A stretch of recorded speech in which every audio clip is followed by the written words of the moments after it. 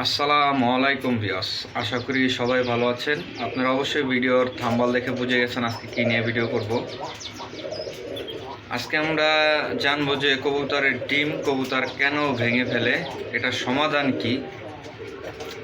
আমরা অনেকেই কবুতরের ডিম জানি না ভাঙে সাজে, সেই জন্য আমরা কাপড় দিয়ে থাকি, ছোট কাপড় আমরা হাটে যেগুলো কিনতে পাওয়া যায় ওগুলো দিয়ে থাকি। অনেক সময় দেখা যায় নর যদি আপনার বেশি খেপা থাকে, দেখা যায় মাদি ডিমে তা দেওয়া অবস্থায় ওই নর গিয়ে মাদিকে ডিস্টার্ব করে, সেক্ষেত্রে দেখা যায় দুইটায় মিল্লা পারাপারি করতে যায় ডিমটা ভেঙে ফেলে।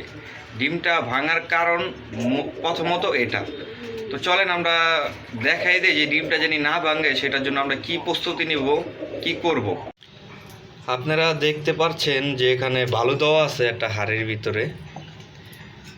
বালুটা দিলে কি হয়, আমরা যখন ডিমগুলো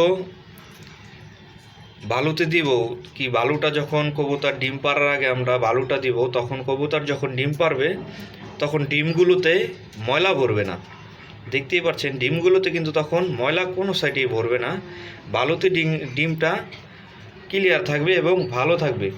যখন কবুতর দোনোটায় মিলে ডিমে তা দিতে যাবো কি মারামারি করব, তখন কিন্তু মারামারি করতে পারবে না, কারণ বালুতে ওদের পা যদি পাড়া দেয় তাহলে কিন্তু ডেবে যাবে। আর ডিমটাও কিন্তু আপনার গইরায় এক সাইডে তার এক সাইডে যাবে না, ডিমটা যে কোনো এক সাইডে থাকবে এবং ডিম দুটা ভালো থাকবে।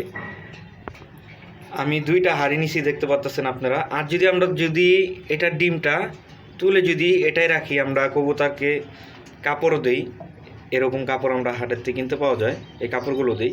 আপনারা দেখতে পাচ্ছেন আমরা যদি এই ডিমগুলো কবুতর যখন ডিম পারে আমরা যদি এই কাপড় দিই, সেক্ষেত্রে বেশিরভাগ ক্ষেত্রে কি হয়, কবুতর যখন আপনার ডিমটা দিয়ে কবুতর যখন মারামারি করতে যায় তখন কিন্তু হাড়িগুলো কিন্তু লড়ে, সেক্ষেত্রে ওরা দেখা যায় ডিম এমনি টান দেয়। কবুতর যখন ডিমটা এবং টান দেয় এমনি কিন্তু ঘুরায় পড়ে, দোনটা মারামারি করতে যায় ডিম কিন্তু আপনি দেখেন এভাবে যখন ওরা একটা ডিম উঠপে তোলে, এভাবে যখন ডিম দুইটা যায় তখন কিন্তু ডিমটা ভেঙে ফেলে। আর যদি আমরা বালুতে ডিমটা রাখি সেই ক্ষেত্রে কিন্তু দেখেন ডিমটা কিন্তু গইরায়া এদিকে আসার কোনো চান্স নাই যে এটা গইরায়া যাবে। সেক্ষেত্রে দেখা যায় ডিম দোনোটা ভালো থাকে, কবুতর ডিম ভাঙতে পারে না। এটা সব কবুতরের ক্ষেত্রে আপনার বালু দিতে হবে না। যে কবুতরটা ডিমটা ভেঙে ফেলে, ডিম পাড়ার পরে এই যে নর্মালি দোনটায় মারামারি করে, শুধু ওই কবুতরকে আপনারা বালু দিবেন, সেক্ষেত্রে ডিমটা ভালো থাকবে, ডিমটা ভাঙবে না। আপনার যাদের ডিম ভেঙে যায়, কবুতর ডিম ভেঙে ফেলে, আপনারা এটা দিয়ে দেখতে পারেন, ইনশাল্লাহ ফলাফল অবশ্যই আল্লাহ ছেলে পাবেন, আপনারা দেখতে পারেন।